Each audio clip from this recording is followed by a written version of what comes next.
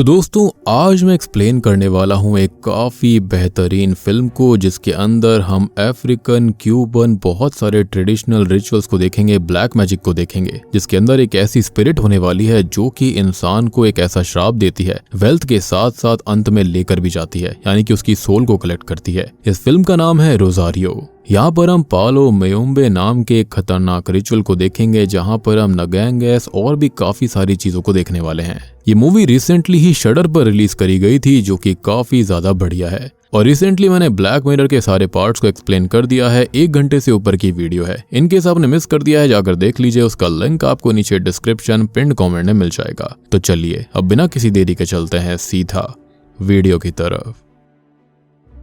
तो मूवी की शुरुआत में हमको बताया जाता है पालो रिलीजन के बारे में, पालो पाथ के बारे में, कि किसी के सैक्रिफाइस से शुरू और खत्म होता है। और बाकी रिलीजियंस की तरह पालो में भी डार्कनेस और लाइट एग्जिस्ट करती है। अब पालो के बारे में मैं आपको थोड़ा बाद में समझाऊंगा। खैर फिर हम ब्रुकलिन 1999 में एक क्यूबन परिवार को देखते हैं जो कि अपनी बेटी का बर्थडे सेलिब्रेट कर रहे थे। उनकी बेटी का नाम रोजारियो था। अब इस परिवार के अंदर है ऑस्कर, उसकी वाइफ एलिना, एलिना की माँ ग्रिसेल्डा और ऑस्कर और एलिना की बेटी जिसका बर्थडे था रोजारियो। खैर सभी लोग जश्न मना रहे थे, लेकिन ग्रिसेल्डा वहां से उठकर अपने रूम में चली जाती है। खैर अब हमको पता चलता है कि असल में रोजारियो का सपना था जल्दी से एक बड़ी कंपनी में काम करके सक्सेसफुल बनने का। खैर अब तभी वहां पर एलिना आ जाती है और वो रोजारियो को ग्रिसेल्डा को ढूंढकर बुलाने के लिए बोलती है। और हम यहाँ पर साफ साफ देख पाते हैं कि एलिना काफी बीमार थी। खैर ग्रिसेल्डा को बुलाने से पहले रोजारियो ऑस्कर की हेल्प करती है और ऑस्कर उसे यहाँ एक चेयर पर बैठाकर ये बताता है कि वो ये चाहता है कि रोजारियो ये जान ले कि उन्होंने यहाँ तक आने के लिए कितनी दिक्कतों का सामना किया है, जो कि ये दर्शाता है कि वो जिस बैकग्राउंड से आते हैं उसके बाद उन्होंने कितनी मेहनत करी थी।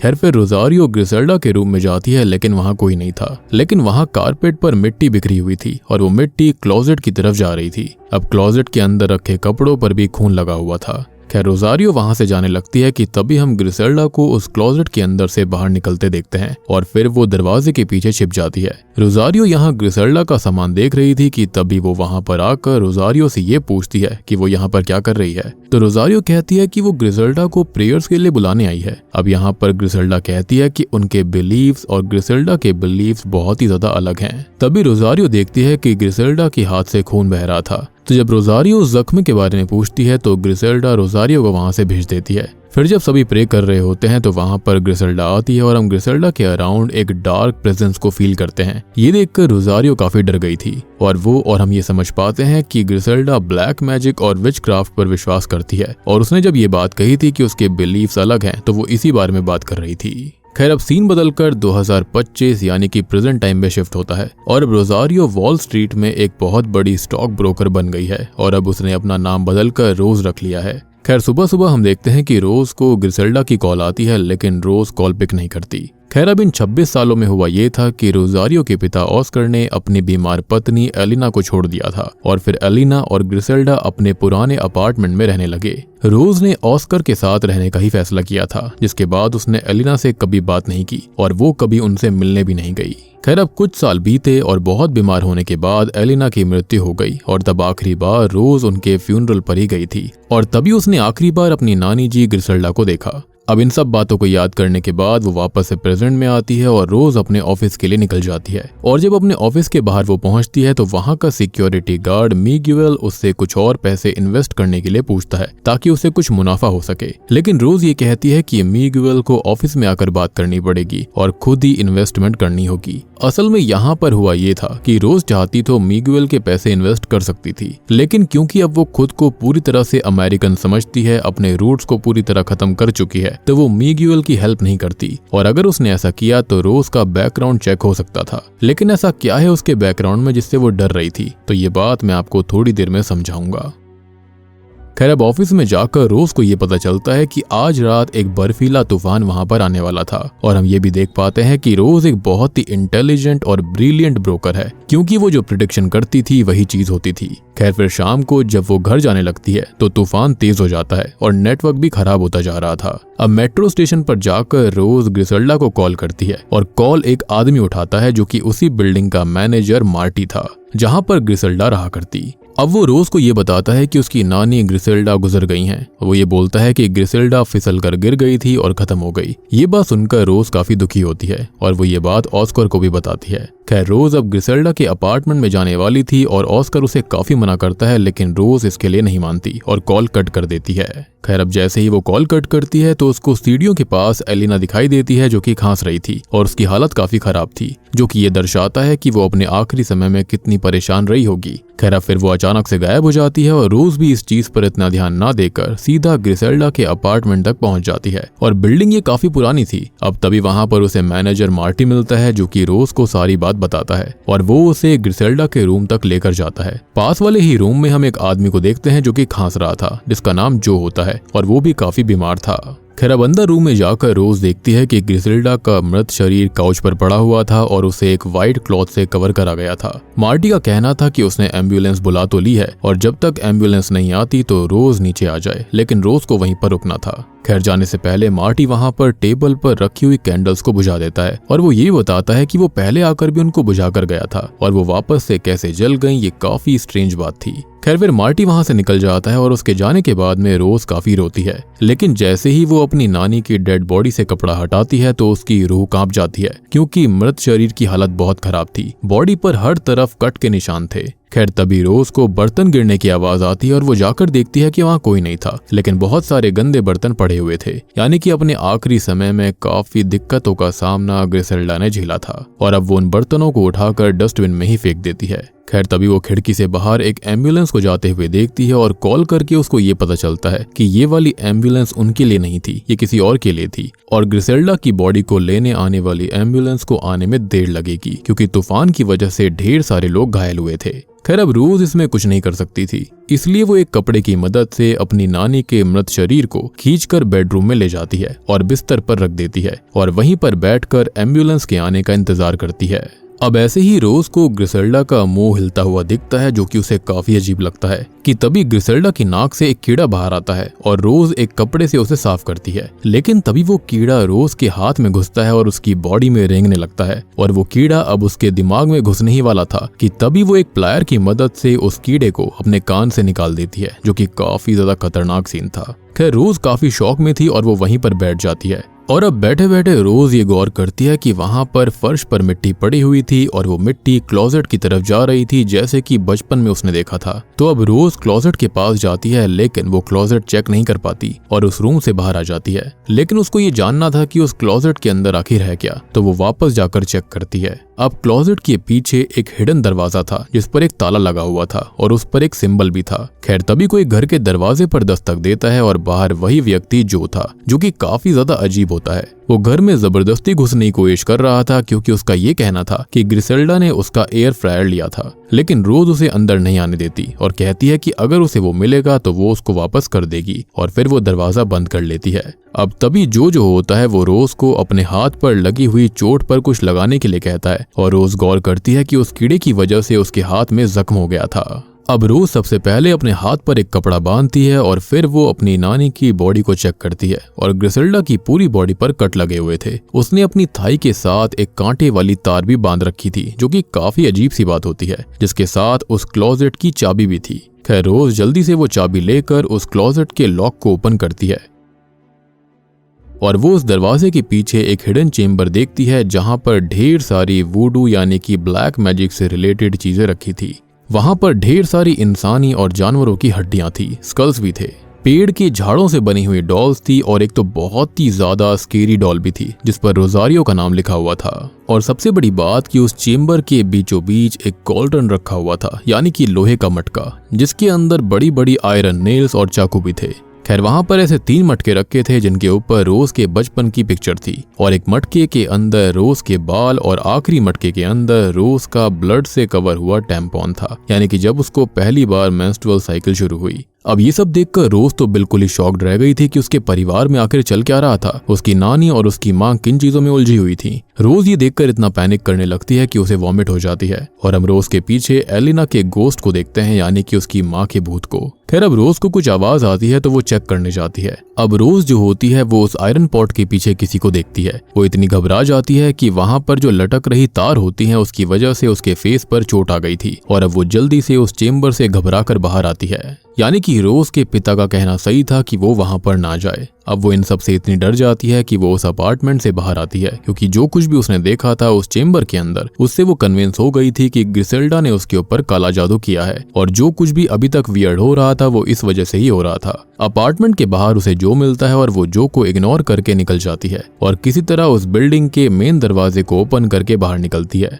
अब बाहर वो एक कार से भी टकराने ही वाली थी और सबसे बड़ी दिक्कत ये थी कि 4 घंटे के लिए लॉकडाउन लगा हुआ था, क्योंकि वहां पर बहुत ही तेज बर्फीला तूफान आ रहा था। तो इसका मतलब ये था कि रोज को अब मेट्रो स्टेशन पर 4 घंटे इंतजार करना होगा। अब रास्ते में रोज ग्रिसेल्डा का वॉइस मेल सुनती है जिसके अंदर वो रोज से बार बार माफी मांग रही थी किसी चीज के लिए। खैर जब रोज स्टेशन पर जाती है तो वहां पर उसे एक आदमी मिलता है जिसके पास एक डॉग था और डॉग को देखकर रोज बहुत डर जाती है और ऊपर से उस आदमी ने अपना डॉग रोज के पीछे छोड़ दिया था। खैर उस डॉग से बचने के लिए रोज एग्जिट की तरफ भागती है, लेकिन वो वहां पर अटक गई थी। तो एलिना का भूत रोज का हाथ पकड़कर उसका सर दरवाजे से हिट करता है और कुछ पल के लिए रोज वहीं पर बेहोश हो जाती है। जब वो होश में आती है तो वो डॉग उसका पैर पकड़ने की कोशिश कर रहा था, तो वो किसी तरह उससे बचकर वापस बिल्डिंग में ही आ गई थी। रोज को काफी चोट लगी थी और उसको समझ में नहीं आ रहा था कि उसके साथ आखिर हुआ क्या। तो वो गूगल की हेल्प लेती है और उसको पता चलता है कि जो सब चीजें उसने देखी हैं, यानी कि उस चेम्बर के अंदर, वो सब असल में पालो रिलीजन से ही रिलेटेड है। और हम जानते हैं पालो मेयोम्बे के बारे में, जो कि एक लैटिन अमेरिकन क्रिश्चियंस और अफ्रीकन ट्रेडिशंस का क्रॉसओवर है, यानी कि मिक्स है। और अगर और स्पेसिफिकली बताऊं तो इसको आप एफ्रो क्यूबन कह सकते हो। और इसके बारे में मैंने पहले भी काफी सारी वीडियोस में बात कर रखी है। ये काफी खतरनाक होता है। अगर पॉजिटिव करा जाए तो अच्छा होता है, लेकिन नेगेटिव करोगे तो काफी खतरनाक भी हो सकता है। और जो इस रिलीजन को प्रैक्टिस करते हैं उन्हें पलेरो कहा जाता है और ग्रिसेल्डा भी एक पलेरो थी। खैर अब पालो के अंदर डेड स्पिरिट्स को इंसानी रिमेन्स, यानी कि उनकी हड्डियां, स्कल्स और एनिमल सैक्रिफाइसेस करे जाते हैं, वो भी उसी आयरन पॉट की हेल्प से। और ये जो आयरन पॉट होता है जिसके अंदर काफी एनर्जी होती है, इसको नगैंगेस कहा जाता है। और नगैंगेस बहुत ही ज्यादा क्रूशियल टूल है डील या फिर कर्स के लिए। अब रोज कर्सेस के बारे में रिसर्च करती है तो उसको पता चलता है कि पालो में एक कर्स लाइफ और डेथ का भी होता है और कर्स्ड यानी कि जिसके ऊपर कर्स हुआ होता है वो बच नहीं सकता, चाहे कुछ भी हो जाए। खैर तभी उस कर्स का सिंबल दिखाया जाता है और रोज को याद आता है कि सेम सिंबल ग्रिसेल्डा की पालो वाली किताब पर भी था और रोज देखती है कि उसके हाथ पर भी वही सिंबल है। और सबसे बड़ी बात कि वो जो लॉक था ना, उसके ऊपर भी सेम सिंबल बना हुआ था, यानी कि वही अकर्स्ड है, उसके ऊपर शार्प लगा था। खैर वो सारी बात अपने पिता को बताती है और ऑस्कर का कहना था कि शायद से सभी चीजें उस नगैंगेस की वजह से है। और तभी रोज के दिमाग में एक आइडिया आता है कि अगर वो उस आयरन पॉट यानी कि नगैंगेस को ही डिस्ट्रॉय कर देगी तो वो बच सकती है। तो वो जल्दी से ऊपर जाती है और ऊपर जो ग्रिसेल्डा के अपार्टमेंट को खोलने की कोशिश कर रहा था।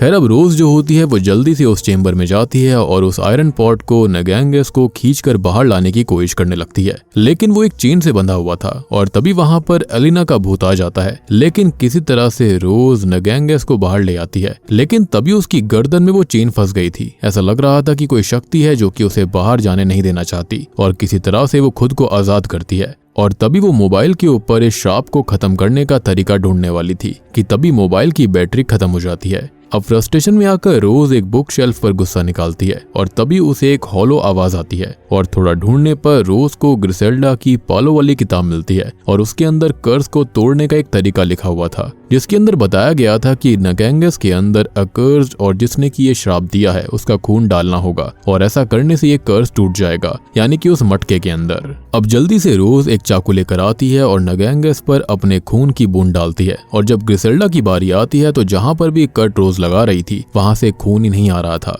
जैसे कि उसके अंदर खून था ही नहीं। लेकिन वो खून गया कहां? खैर अब उसको तो कुछ भी समझ में नहीं आ रहा था कि तभी रोज का फोन अपने आप ऑन हो जाता है और उसके अंदर ग्रिसेल्डा का वॉइस मैसेज प्ले हो रहा था और अचानक से वो बंद हो जाता है। और जब रोज अपना फोन चेक करने जाती है तो बुक शेल्फ में से एलिना का गोस्ट निकलकर बाहर आने लगता है और ये देखकर तो उसके होश उड़ गए थे। और अब वो सीधा ग्रिसेल्डा के हाथ में उस चाकू से स्टैब कर देती है और फाइनली खून की कुछ बूंदें उस नगैंगस के अंदर गिर जाती हैं और एलिना का भूत वहां से गायब हो जाता है। खैर अभी रोज को ये लग रहा होता है कि सब कुछ ठीक हो गया होगा, लेकिन तभी वो वॉइस मेल फिर से प्ले होता है और वहां फिर से एलिना का भूत आ गया था और उससे बचने के लिए रोज बेड के नीचे छिप जाती है, लेकिन वहां पर ढेर सारे हाथ रोज को पकड़ने लगते हैं और फिर वो अगले ही पल गायब हो जाते हैं। अब बिस्तर में से एलिना का भूत आता है जो कि रोज के फेस पर कीड़ों वाली उल्टियां कर देता है। रोज अब जल्दी से जाकर अपना फेस साफ करती है और अपार्टमेंट के बाहर फिर से जो आ चुका था वो फिर से कहने लगता है कि उसे उसका एयर फ्रायर चाहिए। तो रोज ये बोलती है कि उसकी नानी के पास कभी एयर फ्रायर था ही नहीं। तो जो कहता है कि शायद वो ग्रिसेल्डा को उतना जान नहीं पाई जितना वो जानता है, क्योंकि वो हमेशा रोज के अच्छे फॉर्च्यून के लिए ही प्रे करती रहती थी। और ये सारी बातें सुनकर रोज को काफी धक्का लगता है और वो जो से और उसकी नानी के बारे में पूछती है। तो जो बताता है कि ग्रिसेल्डा रोज से बहुत प्यार करती थी और वो हमेशा रोज के अच्छे भविष्य के लिए ही प्रे करती। सुबह शाम हर वक्त वो यही प्रे करती थी, यानी कि वो उससे नफरत नहीं करती थी। अब ये बात सुनकर रोज ये समझ जाती है कि अभी भी ये श्राप खत्म क्यों नहीं हुआ है, क्योंकि ग्रिसेल्डा ने कभी कोई कर्ज उस पर किया ही नहीं था, बल्कि उसकी नानी ने तो रोज के अच्छे भविष्य के लिए कोबायांडे नगैंगस नाम की स्पिरिट से डील करी थी। और अब आपको समझ में आया होगा कि वो इतनी अच्छी स्टॉक ब्रोकर कैसे बन गई थी और हमेशा ही उसकी भविष्यवाणी सच कैसे होती थी, क्योंकि यही स्पिरिट उसकी हेल्प कर रही थी। खैर अब चेंबर में जाकर रोज को कोबायांडे के बारे में पता चलता है कि वो तो अंधेरे में भटकने वाला डेड लोगों की सोल्स का कलेक्टर है। अब कोबायांडे के साथ करी गई डील की जब टर्म्स कंप्लीट हो जाती हैं, यानी कि भविष्य किसी का अच्छा हो जाता है और उसके पास में पैसा और सब कुछ होता है, तो कोबायांडे वापस आता है पास्ट की किसी भयानक याद का रूप लेकर, और जिसके लिए डील करी गई थी वो उसको टॉर्मेंट करता है। यानी कि इस केस में वो रोज को टॉर्मेंट कर रहा था और कोबायांडे तब तक ऐसा करता है कि जब तक वो व्यक्ति खत्म नहीं हो जाता। और सबसे बड़ी बात कि रोज के पास खाली यही रात थी, क्योंकि सुबह होने से पहले वो खत्म हो जाएगी। अब फिर रोज इस डील से बचने का कोई रास्ता ढूंढने के लिए उस चेंबर से बाहर आती है और उस किताब को ढूंढती है और वो ये देखती है कि वो किताब ग्रिसेल्डा ने पकड़ी हुई थी, वो भी काफी कसकर। खैर अब रोज किसी तरह से उस किताब को छीनती है, लेकिन वो किताब नीचे गिर गई थी और तब जाकर कहीं रोज को कोबायांडे के डील से आजाद होने का रास्ता मिलता है। सो अगर वो पलेरो जिसने की डील करी है वो अपना खून नगैंगस पर डाल दे, यानी कि उस पॉट पर डाल दे, वो भी एज अ सैक्रिफाइस, तो उसकी सोल और बॉडी एज अ सैक्रिफाइस कोबायांडे ले लेगा और जो डील होगी वो नलीफाई हो जाएगी। यानी कि जिसके लिए ये डील करी गई थी, जिसके अच्छे भविष्य के लिए, वो बच जाएगा। बेसिकली कुल मिलाकर रोज इससे बच सकती थी। खैर अब यहाँ पर क्योंकि ग्रिसेल्डा ने कर्ज नहीं दिया था बल्कि अच्छे फॉर्च्यून के लिए डील करी थी और वो खत्म भी हो गई है, तो रोज अब कोबायांडे को ग्रिसेल्डा की बॉडी में ट्रैप ही करने वाली थी, बेसिकली धोखा देने वाली थी। और उसने रिचुअल शुरू भी कर दिया था। वो चैंटिंग करने लगती है और सब कुछ ऑलमोस्ट कंप्लीट होने वाला था कि तभी वहां पर एम्बुलेंस आ जाती है। हम ये भी देख पाते हैं कि वो जो पढ़ रही थी ना, वो थोड़ा सा वियर्ड तरह से रीड कर रही थी। अब क्योंकि यहाँ पर रिचुअल कंप्लीट नहीं हुआ था, तो रोज ग्रिसेल्डा की बॉडी को क्लोजेट के दरवाजे के पास लेकर आती है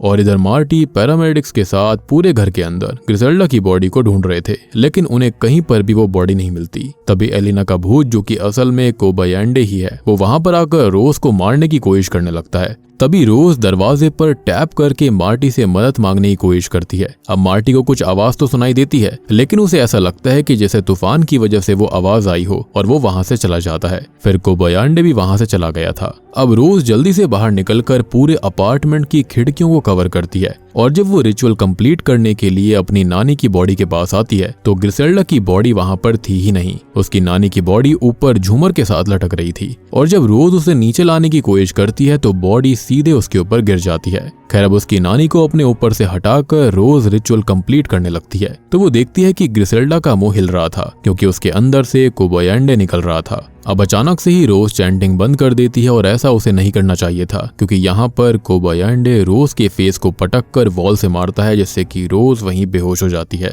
अब जब रोज को होश आता है तो वो देखती है कि लाइट आ चुकी है और वो वहां पर एलिना को देखती है, जो कि नॉर्मल कंडीशन में थी। लेकिन रोज अभी भी डर रही थी, तो एलिना उसे कन्विंस करती है कि वो कोबायांडे नहीं है और रोज भी इस पर विश्वास कर लेती है। रोज एलिना से माफी मांग रही थी, जो भी उसने एलिना और ग्रिसेल्डा के साथ किया था, उन्हें अबैंडन किया था। तो एलिना उसे माफ कर देती है और फिर वो रोज को गले लगाती है। लेकिन तभी एलिना रोज से ये कहती है कि वो एक नंबर की मतलबी लड़की है, और ऐसा इसलिए क्योंकि वो एलिना थी ही नहीं बल्कि कोबायांडे था। वो उसकी स्पिरिट को कलेक्ट करने के लिए झूठ बोल रहा था। खैर अब वो फिर से रोज को टॉर्मेंट करने लगता है, तो वो उससे बचकर भागती है, लेकिन कोबायान्डे उसके पीछे ही था और वो उसे खींचकर अपने साथ ले जाता है, ये दिखाने के लिए कि एलिना और ग्रिसेल्डा ने क्या क्या सैक्रिफाइस किया था रोज को ये जिंदगी देने के लिए। तो हुआ ऐसा था कि जब रोज का पूरा परिवार क्यूबा से अमेरिका इलीगल वे से आ रहा था तो वहां पर चेकिंग हुई थी और उनको पकड़ लिया गया। अब इन सब में ग्रिसेल्डा, एलिना और ऑस्कर तो बच गए थे, लेकिन ग्रिसेल्डा के पति यानी कि रोज के नाना जी खत्म हो गए थे। असल में उनके ऊपर एक ऑफिसर ने डॉग को छोड़ दिया था जिसके काटने की वजह से वो मारे गए और इसलिए ही स्टेशन पर रोज के पीछे वो डॉग पड़ा हुआ था। असल में वो एक पास्ट का बुरा मोमेंट था उसको दिखाने के लिए। और मैंने आपको पहले ही बताया कि कोबायान्डे जो होता है वो जिस इंसान के लिए डील करी गई होती है वो उसको पुरानी यादें दिखाकर टॉर्मेंट करता है। खैर अब तभी होता यह है कि रोज वापस से रियलिटी में आ जाती है और कोबायान्डे उसे प्रोवोक करने लगता है, लेकिन रोज हार नहीं मानती और वो चैंटिंग को कंटिन्यू करती है, रिचुअल कंप्लीट करने लगती है। और जैसे ही रिचुअल पूरा होता जा रहा था कोबायान्डे ग्रिसेल्डा की बॉडी में जा रहा था। हम कोबायान्डे का असली रूप भी देख पाते हैं जो कि काफी भयानक होता है। अब कोबायान्डे रोज को बहकाने की कोशिश करने लगता है एलिना की आवाज निकालकर, लेकिन रोज रिचुअल कंप्लीट करती है और कोबायान्डे ग्रिसेल्डा की बॉडी में ट्रैप हो जाता है। अब सुबह हो चुकी थी और ऑस्कर वहां पर आ जाता है और वो रोज की हालत देखकर काफी परेशान था। अब रोज ये कहती है कि उसने बहुत बड़ी गलती करी और उसे कभी भी अपने क्यूबन रूट्स को नहीं भूलना चाहिए था। वो एक क्यूबन परिवार से है और उसने मैक्सिकन, क्यूबन्स और नॉन अमेरिकन की हेल्प बस इसलिए नहीं करी थी क्योंकि वो अमेरिकन लगे और उसने अपना नाम भी चेंज करके रोज रख लिया था। खैर अब ऑस्कर ये सब सुनकर खुश होता है और वो स्पेनिश में बात करने लगता है तो रोज ये कहती है कि उसकी स्पेनिश अब पहले जैसी नहीं रही और मैंने आपको बताया भी था कि वो जो किताब पढ़ रही थी वो स्पेनिश में थी और इसलिए वो रिचुअल काफी वियर्ड सा हो रहा था और मैंने बोला भी था कि उसकी लैंग्वेज उतनी बढ़िया नहीं थी।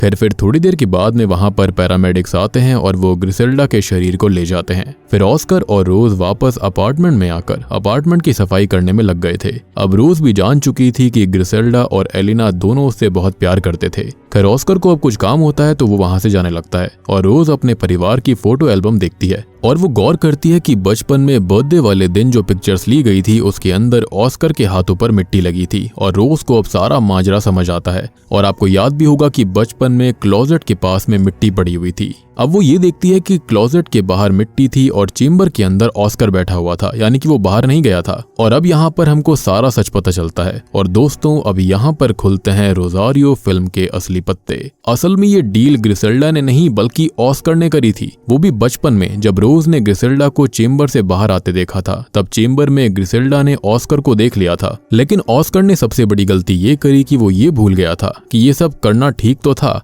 लेकिन इसमें सबसे बड़ी दिक्कत ये थी कि पालो रिचुअल के अंदर सैक्रिफाइस बहुत जरूरी होता है, यानी कि ये स्पिरिट सैक्रिफाइस लेकर ही जाती है और ग्रिसेल्डा अपने खून का सैक्रिफाइस कर रही थी और इसलिए ही उस दिन ग्रिसेल्डा के हाथों से खून निकल रहा था, यानी कि शुरुआत वाले सीन में। और यही रीजन था कि ग्रिसेल्डा रोज को कुछ बताना नहीं चाहती थी। और सबसे बड़ी बात कि एंडिंग में भी खत्म होते टाइम भी उसके शरीर पर इतने सारे कट्स थे क्योंकि इतने सालों से वही थी जो कि अपने खून का सैक्रिफाइस कर रही थी और उसने माफी इसलिए मांगी थी खत्म होने से पहले क्योंकि वो जान गई थी कि अब उसका वक्त आ चुका है और अगर ब्लड का सैक्रिफाइस नहीं हुआ तो कोबायान्डे की स्पिरिट रोज को खत्म कर देगी।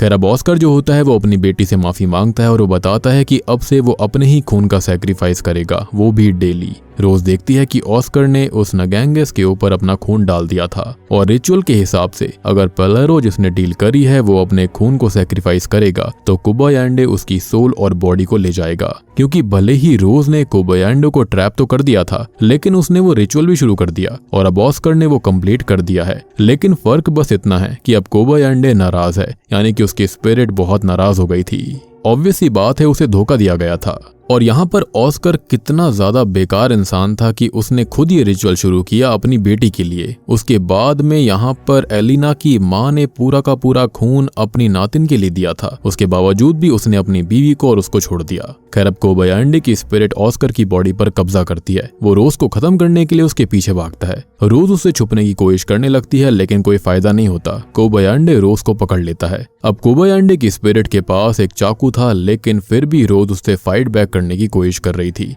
तो कोबायान्डे की स्पिरिट गैस को ऑन करके रोज को जलाने की कोशिश करने लगती है कि तभी वहां पर रोज को बचाने के लिए जो आ जाता है, क्योंकि वो ग्रिसेल्डा का अच्छा दोस्त था जो कि कोबायान्डे को अपने एयर फ्रायर से ही बार बार मार रहा था, यानी कि वो कहीं ना कहीं थोड़ा बहुत दिमाग से थोड़ा सा कमजोर था। खैर अब इससे होता यह है कि कोबायाशे को कोई फर्क नहीं पड़ता, उल्टा वो जो को ही हवा में उठा लेता है और गर्दन तोड़कर खत्म कर देता है। खैर अब रोज जो होती है वो उस चाकू को उठाकर अपने पिता के अंदर आए कोबायाशे की नेक में स्टैब करती है और कोबायाशे उस नगैंगस पर जाकर गिर पड़ता है जिसके अंदर आयरन के नेल्स लगे हुए थे और इसी वजह से वो मारा जाता है। असल में पलेरो के खत्म होने के साथ ही कोबायाशे का सैक्रिफाइस भी पूरा हो जाता और इसलिए अब रोज शायद आजाद थी। खैर अब अपने पिता की मौत से रोज बहुत दुखी होती है। फिर सीन 6 महीने बाद शिफ्ट होता है और हम देखते हैं कि अब रोज ने अपना नाम बदलकर रोजारियो फिर से रख लिया था और अब वो मैक्सिकन और सभी नॉन अमेरिकन की हेल्प करा करती थी स्टॉक ट्रेडिंग में। जैसे कि हम देख पाते हैं कि उसने अब सिक्योरिटी गार्ड मिगुएल और उसकी बीवी की फाइनली हेल्प कर दी थी।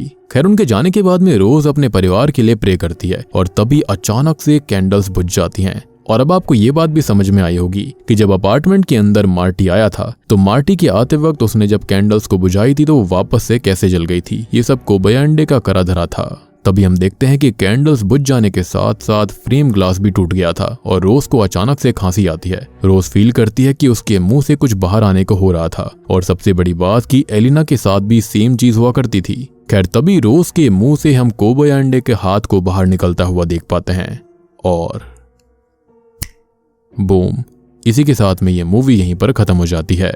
तो दोस्तों ये थी रोजारियो फिल्म की कहानी जिसके अंदर हमें फैमिली डायनेमिक्स के साथ साथ दिखाया गया है कि परिवार वाले हमारे लिए कितना कुछ सैक्रिफाइस करते हैं और तब जाकर इंसान कुछ बन पाता है।